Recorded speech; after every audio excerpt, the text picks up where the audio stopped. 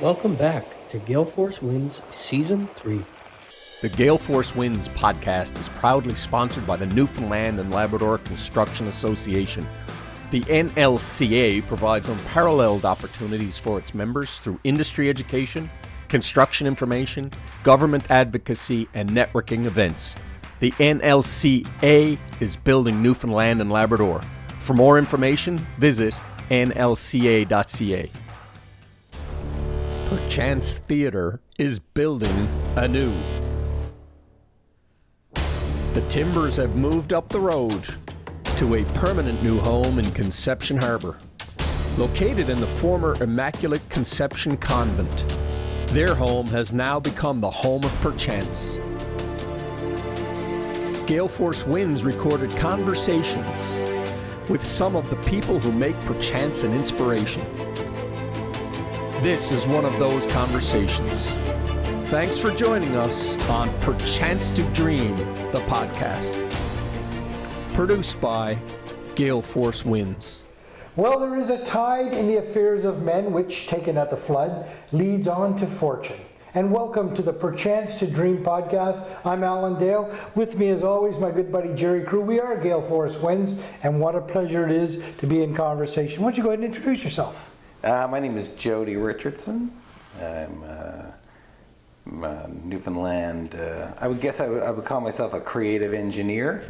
Okay. As most of the things I do are creative, or I either work on my own projects or work with other people's projects to bring things to fruition. But things like any Newfoundlander, if you're living here, you end up doing many things. So after a while, it just gets silly if you're doing the old musician, composer, and starts to sound pretentious. So I thought I'd just do a mystical moniker, maybe, of creative engineer. I love it. I really like it. Creative engineer. You didn't Yeah. always be a creative engineer, or were you? How did you get to this place in life? It's a funny story. I was born in Gander in the come home year, the original come home year. Okay. In the year, which was also the year that the new hospital was built. And I was born June 8th in a blizzard. Only in Newfoundland. And I was brought to the hospital inside my mother on a snowmobile. June 8th. Yeah. So there was a dramatic beginning to the whole thing. And grew up in Conception Bay South. My dad was a car dealer, entrepreneur, and my mom was sort of a Jill of all trades. And we, like anything, my older brother was very into music and acting and stuff, and I got into it to usurp his authority, like anything. So once I eclipsed him, then I knew that the first step to familial domination was in place. But I'll tell you, it's a story that I like because it's a really interesting thing. In the year, so he would play me his Rush records and things, and that was a big influence on me, and in the drama club and all that stuff. And he seemed like he was getting a lot of attention. And as a second son, I was trying to figure out how I would shine under his shadow. The old shadow shine. And my parents were fantastic. My mother comes from a very creative background. All of their family are anarchists, and fantastic and artists and anarchists. And they brought me to the Arts and Culture Center in 1980. The Arts and Culture Center in St. John's. And that year, they brought me to Codco, and that changed my whole life. Really? Yeah. When they all walked out on stage, this is, of course, this is Codco when it was still live. Right. Arts and Culture Center, just getting to that place where they could sell out that. So we were still in a live theater, delivery model, let's say. And when they came out, by the end of it, I was like, I don't know what that is, but that's what I want. Yeah. Amazing. Yeah. And anytime I get drunk and I'm around Andy Jones, I always tell him, he's like, you told me so many times, Joe. He's like, but I owe you so much, Andy. And he's like, all right, And then working with Mary, I've told her that as well. So that was the one for theater. And then I saw Rough Trade. Yep. I saw Rough Trade, High School Confidential. We're old enough to remember that. Yep. Right? Remember? Well, we're the exact same age, right? Yes. And I saw Carol Pope on that stage in the white outfit, in the white suit, and I was like, I don't know what that is, but that's it as well. So those two things were completely instrumental to just setting me completely on 1980 in that year. And I think the other one, because I was thinking about it the other day, was that was on the large, and then on the intimate. I mean, obviously, once I got to know the CODCO members, then it made it, because you see the fantasy, and then you see they're all just people that are making these things, that have made these choices, living here, this is, and but then for the music, I was growing up in Conception Bay South, and the great Don Weary. I know Don Weary. Right? Yep. And the great Neil Bishop. I know Neil. Oh. Neil, probably one of the greatest guitarists that ever came out of Newfoundland. Blues guy, but more of a rock guy. Yeah. And I think, maybe it was Jim Vivian, right? And those three came to our school and did a recess concert. And having that right next to me, 3 feet away from me, that was it. Honest to God, between those three things, that just changed. Which is, I mean, it might have been 1980 as well. 1980 was a good year for you, yeah. Yeah, fulcrum year. But that was it. Jodee, it's amazing though, Alan, how influential a moment in time can be, isn't it? I've talked to a lot of different people, and if you're really hanging out with somebody and really chatting in that way, if you're really hanging around, imbibing and shooting the crap, it's very interesting that so many people who are involved, because it's not an easy life. It's not like, okay, well, there it is, and I got my paycheck, and it's more of a passion. So most people have very specific influences or moments of influence that really kind of lit that fire. Jodee, how did you cross that chasm from seeing CODCO on stage or seeing Rough Trade? How did you enter into that world? You were at a young age when you first saw them, and where did your journey take you then when you saw them and said, this is what I'm going to do? Well, I immediately started a band. Is that right? Yeah, immediately. Yeah, that was the first thing. That was the first thing we did. It was like, You're okay, 14 years old at that point. Exactly. The perfect age, right? The perfect age. 14 to start a band is young though.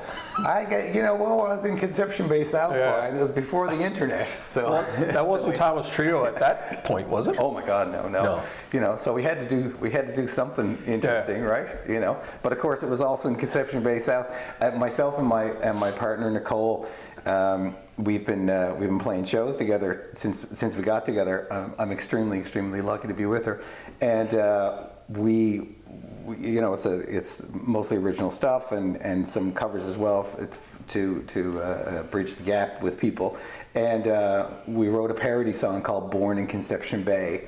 Born 10 minutes out of town. The first trip we took was to a Mary Brown's.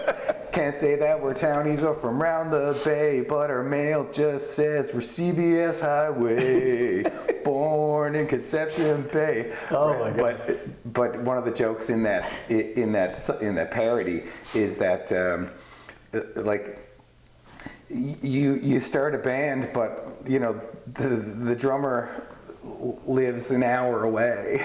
So we were all in fields and stuff, at that point in ground, right? So, but that was it.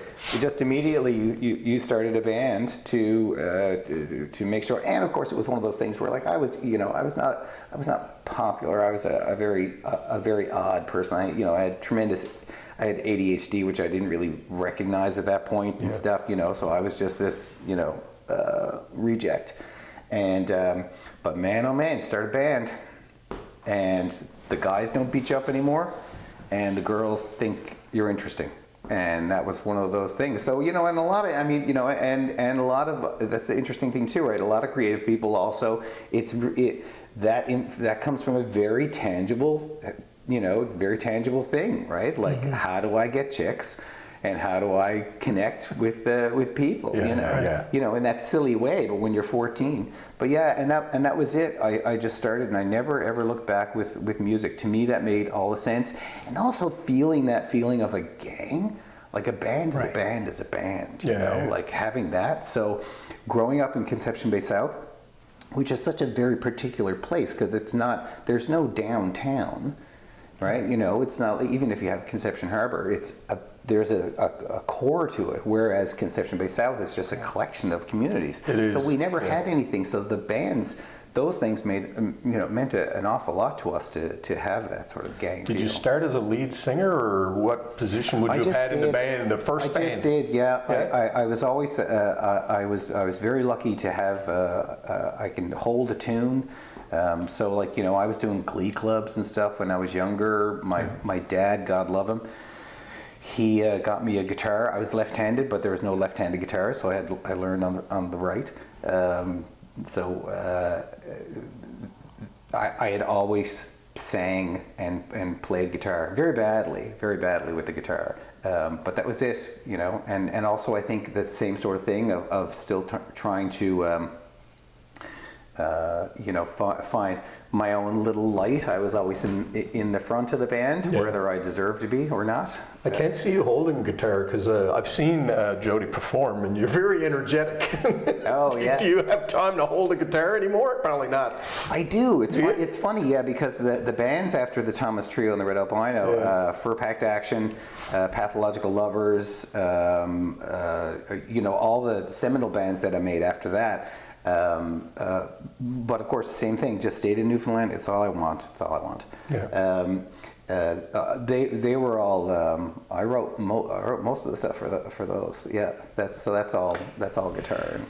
Mom and Dad supportive of you being in a band at 14? Was that a big thing? Yeah, I think it was one of those things where again the parents just if it keeps them out of trouble, we weren't. We weren't really terrible kids or anything, but while we were doing stuff, it was they knew where we were, right? It was interesting too because around that time, it was where did you get your music from? You either got it from like Fred's, if you get, or you're getting cassettes at Irving stations. Right, or you had Oz FM. That was like the one, or you had, the new music. Remember the new music on right? This is great. Yeah. We're all the same age here. We check all the same signposts. So I mean, to me, I was just a complete metalhead. It was all AC/DC and Iron Maiden and Black Sabbath and stuff until I heard Peter Gabriel's Games Without Frontiers on the radio, and it changed my entire outlook. So it's once again, you're like I said before the internet, before all of the social media stuff, you're just kind of dead reckoning. Jodee, I got to ask this because I know that Thomas Trio and Red Albino started to get some commercial success, did you not? And tell us a little bit about that journey and what that meant to you. Well, the Thomas Trio Red Albino, like they were so cool, and I was so geeky. So it was a really big thing for me because I was in a couple of other different bands, and they were always like these cool cats that would come around. They just had an earthiness to them. And I was like, man, I can get on the go with those guys. And then they were like, well, if we can get that, pogo stick over there. So we got together and we were very much a jam band. Yeah. Because we would go out at Redcliffe and spend days and days noodling around on just riffs and grooves and things, right? And then that came out of that. So I always said that we were more of a soundtrack than a band. We were really kind of like a soundtrack to a scene. Yeah. That's what it really was. Because, I mean, that was the days of like 4-day weekends, right? Everybody was out. Everybody, it was a completely different thing, well, especially right from now. Yeah. But it was madness. I mean, you're pulling in, everybody was out every single night, the same folks, and we were playing, and then we won a couple of contests, and that brought us up to we created the Jam It In Ya, the first cassette and stuff, but we did that DIY. Louis recorded it out at Redcliffe, built a studio out there, and did that, and then we got some interest, and then moved up to Toronto when we won this contest, and we had a manager who was going to be our agent, so he could double dip, and he of course wanted to put us on the road, and we had some commercial success. But I think what happened was, it was very much a time when if you wanted success, you had to leave here and you had to go on the road and spend 2 or 3 years building this up. It's not like It's not like now where all you need is originality and a good work ethic. Yeah. And there it is. And a good story, because everybody can know everything about everybody now all the time, right? So authenticity is very, very important now. But we went up to Toronto. I had never had any interest in it. I've never had any interest in leaving Newfoundland. I just never have. So we went up and we immediately went on the road. We had some success with the 142 through tune and stuff, but I think what happened is then it got to the point where we were just touring all the time, and we would be 6 weeks on the road. Like, we'd run into the Hip, right? And the Hip would be like, "You guys tour a lot." Yeah. Yeah. Right? Yeah. Gord would be like, "Hey man, get out on the road again." Right? But that was the thing that was keeping us, so we were struggling to get some sort of commercial success. But I think my problem was I kept on getting weirder in terms of my interests. So as there was a desire for things to get more commercial, I was kind of going in the other direction and stuff, but we're so it was just one of those things where the road wore us down, and we were like, okay dudes, we got, so, and then I swear to God, the band finished up. My wonderful partner was she was going to Sutherland and Chan massage therapy school because she realized I was never going to make any money. My daughter's mother, she's a fantastic woman, and then she graduated, and 2 days later I had the U-Haul all packed up and moving back home. But it was tremendous, and we're all still really good buds and stuff, right? But that was the first one, and that was the one that also kind of made me realize that I kind of needed to shape things creatively in terms of music in my own. So I just needed a bit more power. But because it was fantastic, you had 3 brothers, but you also had 3 brothers, and then you're arguing. Are we arguing over D to G, or are we arguing that your mother went down to Mexico and locked you in the basement and fed you hot dogs for 2 weeks? Like, is that where we're at? So it only lasts so long and stuff, right? But it was a fantastic, and it also, I'll say, there's so many fantastic things about it, but I think one of the really big things was being on the road, although it's really hard, really gave you that love of going from place to place and meeting people. And that's an incredible experience that really does sort of change your life, help shape you. Yeah. Great musical journey there. I really enjoyed that. I've got an Iron Maiden story to tell you. We'll do it after. But anyway, tell me now about theater. How did that impact your life? How did you make a transition in there? How did that come into your life? And I talked a little while ago about how if you're involved in the arts in Newfoundland, you're going to be doing different things. I'll tell you a quick story. So the great Mary Walsh is going to be remounting High Steel with with the great Perchance and the great Daniel Irvine. And so I get the script, and I'm doing all the sound designs, and I'm in the thing as well. So she says, "Here are the songs. We went in and we recorded them." Okay, so great. So she sends those to me. Great. And I said, "There's some stuff in the script that isn't around." And she said, "Okay, well, I've got some cassettes, and there's cassettes of this, you know, so I was like, I get in touch with Jim Vivian. I'm like, dude, got a cassette player, you know." Yeah. He was like, "Great, we got them out, you know, it's got some." I don't think I have one anymore either. Exactly, right? Exactly, because we have them, and then at some point you go, "Oh, come on," but you still got a box of cassettes in the basement. Yeah. Right? And anyways, this story is going somewhere, and so I'm taking it off the cassettes, and just a sidebar, on one side of the cassette it says High Steel Act 1, and on the other side it says Steely Dan Greatest Hits. You know, like, really, we gotta archive this, right? Anyways, my point is, this is Ron Hines.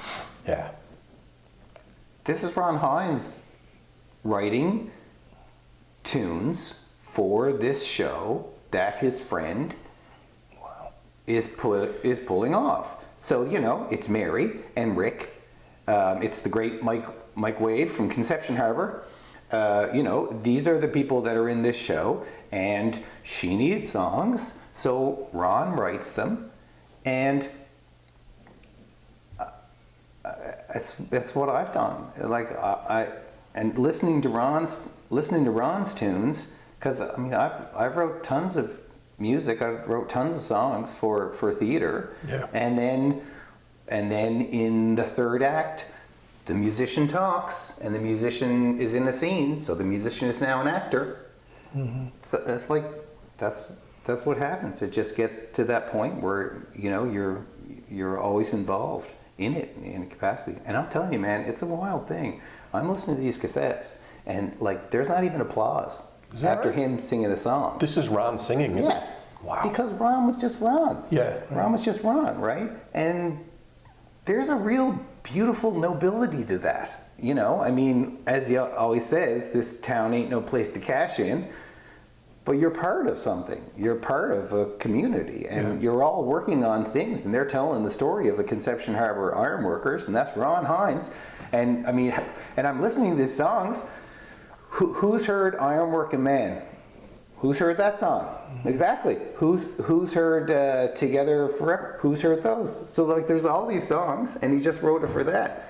So there's a tradition. There's a tradition that, you know, you can really respect, and you can feel very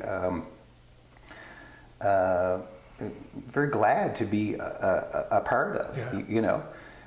In terms of theater, for me, I also like went away to theater and learned and studied there for 3 years. But then I never left. Like, as soon as I left theater school, I started a band. So it's one of those things where you just see it as two things that consecutively move on, especially if you're from a Newfoundland tradition. Yeah. Because the Newfoundland tradition, from the great Chris Brooks on, it's always been, right, the great Chris Brooks, Crazy Times, and we've all been around each other, and we've all been building projects. Seems like you have an enormous amount of respect for Ron Hines, and I can tell the excitement just oozing out of you for singing his songs. Well, dude, I was helping Mary out. I was doing when she remounted it, and Ron was still around when she remounted it. And she wanted a different song. Yeah. And then I was there in the morning for rehearsal when Ron comes in after you can tell the guy hasn't slept. Yeah. He's pulled off the new song, and seeing Ron come in with that childlike feeling, and I know that feeling where you're like, God damn, I got it. It does everything you need it to do. Look how well it works, right? And to see that, you know, so I mean, I really have a tremendous amount of respect for Ron, but also, like, you know, all of the Fee Duff cats and like I said, Mike Wade, all of those cats who were doing those things and have been so influential, and some have, like, I'm serious, I'll say it again, Mike Wade was one of the greatest songwriters and one of the greatest actors that ever came out of Newfoundland. Who knows him? Who knows him on in Canada? Yeah. Nobody knows who Mike Wade is, but my God in heaven, like, he wrote songs that were just incredible. So I have a tremendous amount of respect for those cats, and I think it really comes down to, I have a tremendous amount of respect for those cats who said, I'm a Newfoundlander. Yeah. I'm a Newfoundlander, and I know what an incredible influence it was to me to see those people, because it changed my life. So staying here and deciding to do this, figure out, because, okay, look, I know I'm moving around in terms of the chronology of the chat and stuff, but, like, look at it now. Look at it now after the pandemic. What does everybody want? Everybody wants a piece of land. Everybody wants a community. Everybody wants a quality of living. Well, that's, everybody's like leaving their jobs and saying, look, I'm fine. I only need this much. That's what we've been doing forever. Yeah. It's always been this. We need this call, you know? That's how we live. I know this person. I go down to Jackman and Green's. I got Chesses and Leos just down the road, right? So we've always had this. So I find that tremendous respectful. Like, Mary Walsh, Andy Jones, those cats came back, or those cats never left, sorry, Mary Walsh and Andy Jones stuff. Andy, when he left Cogco, came back here, bang, immediately he just went right back into the community and started building that stuff up. Like, influences everybody. Yeah. Mm-hmm. So you're really you're next generationing, right? So I mean, there's something so thrilling about, like, seriously, man. At the end of the day, how much money do you need? Yeah. You don't, and if you're living here and if you're building this stuff here, then there's like there's a one-to-one. I mean, sure, like, absolutely. You go to Stratford, absolutely, more power to you, because, you want to deal on that level, or Shaw, you want to deal on that level and stuff, but it's just like, just there's no interest. If you're playing for the people that are of your community, and that continues to grow. I don't know, it just seems like, and it makes more and more sense now these days. Jodee, the arts are so important to the community, though. Like, you've kept saying the word community, and you're a big part of the arts community as well. How important is it, do you think, to the community to have Perchance here in Conception Harbour, for example? Look, as soon as I started, I was doing a lot of, I was hanging out on the west coast of Newfoundland. Yep. And then, the pandemic hit, and it was like, okay, well, maybe I need to come back into St. John's, and I started working with Danielle, and it was one of those things where, like, to find out what she was building, and to find out her ethic and the things that she cares about, and I've known her forever, but you come and go. Yeah. It was the most thrilling thing, a fundamentally stabilizing thing, and then to see how important it is that it is something that does not exist completely autonomously. Like, to her, something exists in a place that is inside of another place. So when they were in Cupid's, they loved it there. But to see this shift and to be a part of it, be witness to it when it happens, because I'll always work with Danielle. I will continue every goddamn summer. I will continue. I'm down, man. Like, that's fine. Yeah. I'll continue working with her. She's a force, isn't she? Yeah, exactly. She gets up in the morning, man. She goes to sleep like, fighting for everything. And she's not just, she's also administration as well. Like, Laura does an incredible job. Brittany does a fantastic job. Like, Danielle's like, I don't even understand how she pulls that off, And then she also wants to direct. So she does all these things, but when you're around her, everything is about the people. I'll tell you a little inside baseball story here. If this is answering the question that you were talking about. It sure is, yeah. Because I feel like all these things are connected. tell you a Danielle story that she would never tell you. So last summer was a kind of an odd time for live theater and COVID, because the year before we didn't worry about COVID at all because we only had like 3 cases because we just shut it down. Whereas it's the come home year again. Everything's opened up. This is just the way it is, except the mandate hasn't changed. If you still, so nobody's doing masks anymore, no one's not really socially distancing anymore, but now if you get COVID, you still got to shut down, right? So what does she have on her hands, right? She's got all of this personnel. She's got all of these people moving around, right? She's got 3 different shows, right? And everyone's like, man, oh man, oh man. So just before the first show hits, it gets, one of the actresses gets COVID, and another actor in The Tempest. So you've got actors in 2. So anyways, it's like, jeez, man, everybody immediately just starts thinking of the numbers. And of course, I always say the joke, how do you make an actor complain? Give him a job.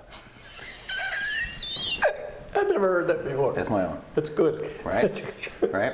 So what happens, of course, is everybody's like, what are we going to do? And everybody's catastrophizing, right? So it's like, oh my God, right? So of course the rumors start going around. It's just like, oh my God, we're going to lose our entire season. And realistically too, right? Realistically, in terms of the people who are employed, I mean, if that wipes, that's the decisions that they made. Yeah. So I think it was like 2 days later, Danielle brings the entire group, everybody in the company, brings them in and puts them in one room and says, okay, so here's the deal. Here's what you're all worried about. Okay, so here's the deal. Blah, blah, blah, blah. We've worked it all out. Usually we do a third with box office. No, because we do this. So we're making sure now that this all works in this, so we have more money in place and stuff. So anyways, if we lose the entire season, you guys will lose 1 week of work. And it was one of those things where it was like, when was the last time you ever saw that type of transparency within? She didn't come in going, everybody stop doing, right? She said, I'm going to open the whole thing up and I'm going to show you. We're all part of this whole thing. We all want to be together. And it was a really, it was an extremely good example of how she considers it. She wants to bring people together. She wants people to feel happy about what they're doing, and comfortable, personally and professionally and stuff. And it was a really big thing. She'll never tell you that, but that was really something. What a great leadership story! It really was. Well, the incredible story, right, of bringing people together through adversity. I mean, even moving this from Brigus to here. I mean, this is most would just wash their hands. Say, well, I'm done. I can't do this anymore. But no, it's here we are and getting ready, and it's sequenced in for a garden party type year with a new program and with Mary Walsh's show and still holding true to the Shakespearean stuff and with a vision of next year. It's fantastic, but so rightly as you put it, like she's positioned this inside of a place so that everybody is involved. Everybody is a part of this. This is not just Perchance. This is this whole region that's a part of this. And what did you have, right? I'm sure she mentioned, right? So you got the Conception, Conception Chamber. I mean, I don't know how much she told you about the story of the nuns with the convent and stuff, right? The nuns were behind it 100%. It's an amazing story, Jodee. That is incredible, right? Incredible story. And so then, she puts out, we gotta haul this structure down and stuff. There was like 5 or 10 iron workers that showed up from here. She's never met them. Right. I'm sure she must have told you that. Yeah. She never met them. And then they show up. It's like, okay, oh, great. So then they come. They see the cut of her jib. They see everybody that she's associated with. It's like when you start dating somebody and you see their friends. Yeah. It's the quality, the people that you're with and stuff. You get a sense of that, right? So my mother used to say, "Show me your company, and I'll tell you who you are." Exactly. That's her favorite saying. Exactly. Exactly, right?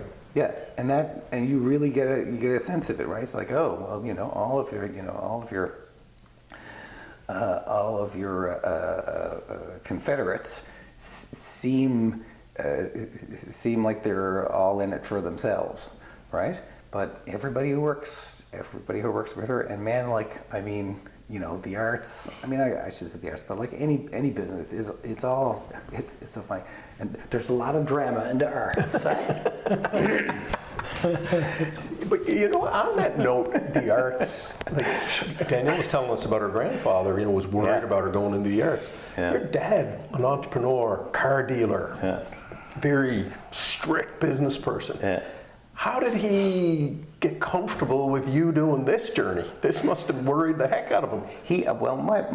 My father was not in the arts, but my father was truly the greatest like personable. What would you call it? My father knew how to run a room. Right. And I never realized this until later on in my life. I never knew, that's the skill. Yeah. My father could talk to anybody. I have not met anybody who worked for my father who had any interaction business-wise with my father that didn't say he was number one of the nicest people or one of the best bosses that he ever had.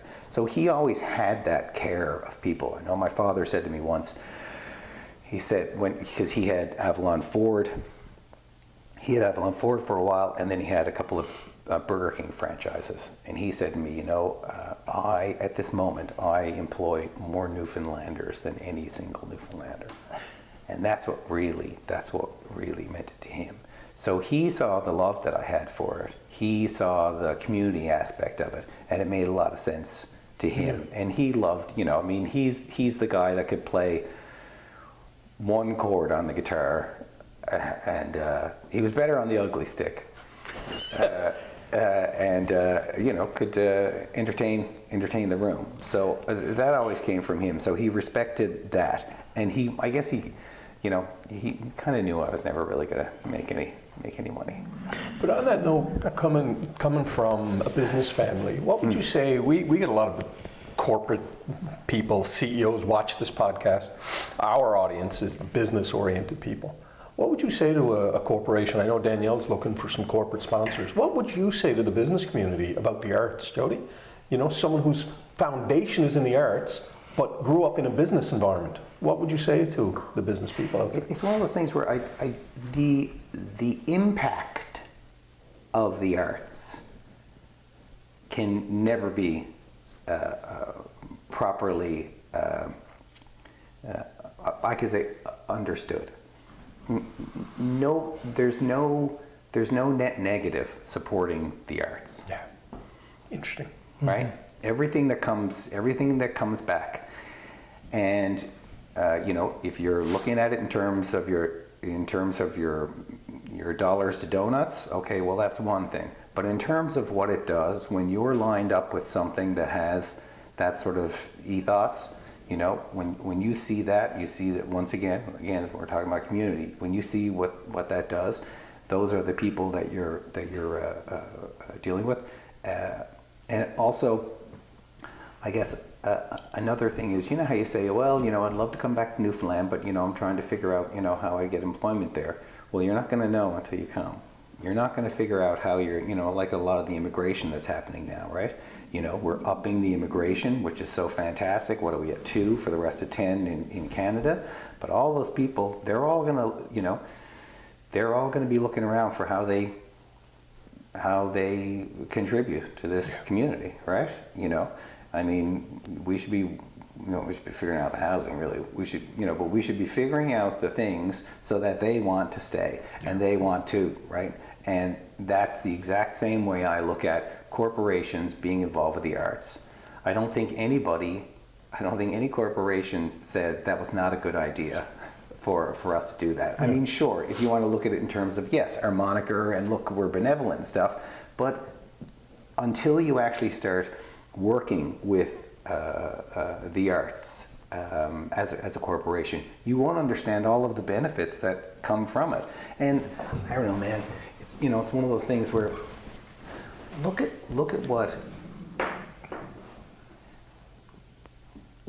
Newfoundland's impact on Canada. Like, that's just bananas. The Newfoundland's artistic impact on Canada, okay, sure. Ontario's going to have an impact because they've got the numbers. Yeah. Quebec's going to have an impact because you've got a unique culture. Meech Lake Accord. Unique culture, right? But in terms of what Newfoundland has given and how it has impacted and changed and really given Canada a lot of the personality that it has, it's really, really quite phenomenal. If you take out some of the major players that have come from, whether you're going from the Pratts, from the Pratts to the Walshes, or the Pratts to the Hinds, it's really, really phenomenal. But once again, bringing it back to that point, if you were a corporation and you care about the community that you are a part of, or that you're building your business in, it just makes all the sense in the world. Like, I don't, it's the difference between a Jeff Bezos and a oh my God, what's her name in Fogo? Zeta Cobb. Yeah. Yeah. She looks at it and goes, okay, well, I have this money. Well, I don't understand. Why wouldn't you take this money and then help to build the community? I don't understand. Right. And she's got it. She's got it inside down, upside down, the spades. Like, it's just bananas, Mm-hmm. And we started going up in Fogo and hanging out and then started learning more about what she did. It's like, there it is. There's a multimillionaire who comes back and goes, okay, well, I'm from Joe Bat's Arm or Tilting and stuff, and I'm gonna build that. I know it's a silly thing, right? But as we were talking about, a rising tide lifts all boats, right? So, if you want to be a part of community, then invest in the community. It just pays off to everybody. What a quote there, I know, right there. You just summed it up perfectly. And a fantastic explanation of how people can lean in and help this and why they should. Yeah. 100%. What are you most excited about, perchance, the coming year and so on? What's over the horizon? First off, I'm really excited in any capacity to work with Danielle, and she was very lovely and let me start taking over the sound designs. So what we build every year is very exciting for me. As an actor, it's very cool because she always lets me do something really cool. We're doing The Tempest again. We did it last year, and again, that was our problem because of COVID. We couldn't get the numbers because we would still, everyone was terrified more a year on. Yeah, I know. Which is so strange, right? So it feels like we're getting out, but now we're in this. Now and we're really, really happy with what we built last year with The Tempest. It was so interactive and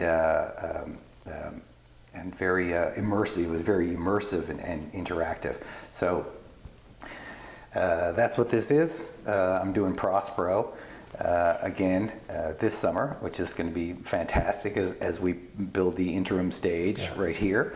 I'm really excited to work with Mary. I think there's some great actor musicians that are coming in with High Steel. So we're going to build all of those tunes and make it just as amazing as possible, and we're actually going through some of the archive stuff, as I said, to find out all the pieces, to really figure out how we do it and do it live too, which is really cool, like in the outside environment. And then she's also, I think it's a Moliere. So myself and my wonderful partner, Nicole Hand, she's going to be playing baritone sax and I'll be playing accordion, and we'll be doing live music to this wild Commedia dell'arte thing. She did it last year. She did the bassoon. She played the bassoon live to the Noel Coward. So they were doing the whole Carl Starling of Nice. like all of the I'm eating, I'm walking downstairs and stuff, right? So I think what is really exciting for me is to be working with a gang, and she's completely collaborative, and we're trying to find out how we still within a classical mandate still are coming up with original work as well, and coming up with not an approach, but maybe a collection of ideas or a direction of ideas that makes this unique in its classical sense, you know? So it's like, oh, those are the guys that do this. And I have noticed, even in the last 2 years, how not only is their profile exploding, but this is really interesting. I've noticed a lot of really cool, talented folks that are calling, going, so what's the deal over there? What's going on? Yeah, What's going on? That's the real indicator. Right. And I know cats that I really respect and who are doing all these things. When they start going, so What are you up to? yeah, is a possibility of us getting in on this? Because everyone, you know, like I said, everyone's living here. Everybody wants to do cool stuff, and she's the boss, man. She's the captain that's doing it. You know, she runs it's from the top down, as they say, right? Yeah. You know, the environment's from the top down. So that's with myself and my partner. We're finally living the dream. This September, we're going to be doing 20 dates around Newfoundland. Just me and her. The dream has always been to go to every goddamn nook and cranny in Newfoundland, and to go back every year. So we've been organizing everything. So each September, we're going to go to from St. Anthony down to Drepassi, all over. Performing or? Yep. Yeah. 2 of us. Yep. Wow. Just 2 of us and the dog, and we're going to do that every September. So go back and Tell see us the a little same bit folks. of what type of performance. What is it? It's just two people, you know, me and the acoustic guitar, and her. So we have 2 vocals, and then her doing baritone sax and piano and stuff. And we do our own thing. I've written a lot of recitations, something I really enjoy. Cool. So the idea is to, each September now, this will be our first one. We're really excited about it. So each September, we go around the island. We go around the island and we meet everybody, and then we write about it. And then we come back and we say hello. And so that's now part of our sort of like our 4-month plan. We work with Perchance, and we have this, and then in September, then we do that, and then we're also putting together a full dance band by Christmas. So it's time to get everybody out of the house, up on their feet. The thing is, I'll just say one more thing. I don't want to bother you guys. Like, everybody wants to write about Newfoundland right now. Yeah. Everybody. So if all the musicians, if all of the live stuff, if all the performance stuff don't tuck in and put some energy into it, it's a missed opportunity, because everybody's dying to hear about this crazy old outlaw bag of hammers place, the New Zealand of North America, in terms of like the pandemic and stuff. Like, what the hell's going on? Yeah. What's going on down there, right? So we really need to build the music back up, you know, and that's exactly what Danielle's doing, you know. Danielle's also with all of the theater. Her stuff is all about music. It's all about sound as well. So yeah, so we got lots to do.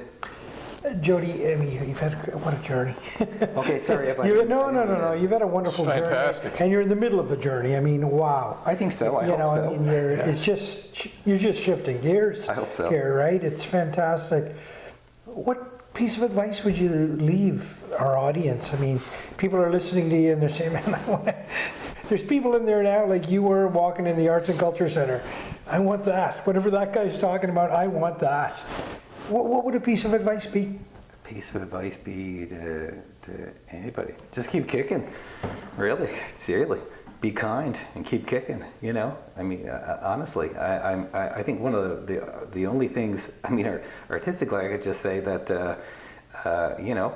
embrace embarrassment. You know, like Jesus, you know, it's like everything's a derivative of a derivative of a derivative these days. Like music, like what's happening? Come on, kids, let's kick it. You know, geez, you know, like where's the embarrassing stuff? You know, where are the queens? Where are the, you know, let's make wild stuff. You know, and make it together with, you know. It just seems like that's really what we need. We really need energy around each other, you know? So that's the biggest thing for me, man, you know, that we're, what was that thing of like made all the sense in the world where they were saying, you know, think globally, act locally, right? You know, that just makes more and more sense these days, you know, where we're just spending this, you know, the myth of, I should say the half myth of social media. You know, in some ways it's wonderful because people who are really isolated, they can be friends with somebody in Japan. They can be something, but it's a dangerous side on the other side, right? We need to get out. We need to be around each other. Everything's so divided. Everything's so contentious. Everything's just conflict. And there's this weird thing where we spend more time trying to figure out how we're different from other people. You know, when in actual fact it's like, my God, we're all arguing on the same side of the coin here. You know? So I think that's it. You know, I guess my advice would be embrace embarrassment and try to figure out how we're more alike than we're different. We really are more alike than we are different, aren't we? Well, what a wonderful conversation. I can't begin to thank you enough. You were truly an ambassador for Newfoundland. It's absolutely a pleasure to be in conversation. I really appreciated chatting with you guys, I gotta say. Listen, if you want to be part of the community, invest in the community. I really love that. Can I use that?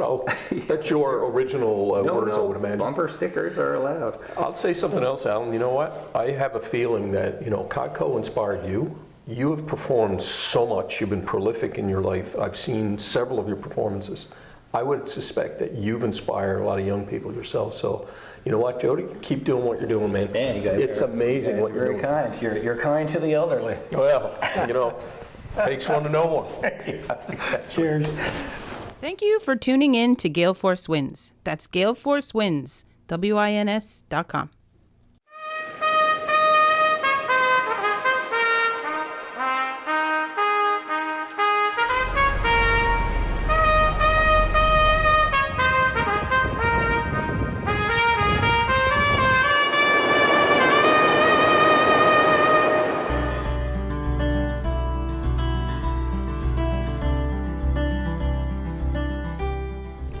Perchance Theatre is building anew. The Timbers have moved up the road to a permanent new home in Conception Harbour. Located in the former Immaculate Conception Convent, their home has now become the home of Perchance. GaleForceWins recorded conversations with some of the people who make Perchance an inspiration. This is one of those conversations. Thanks for joining us on Perchance to Dream, the podcast. Produced by GaleForceWins.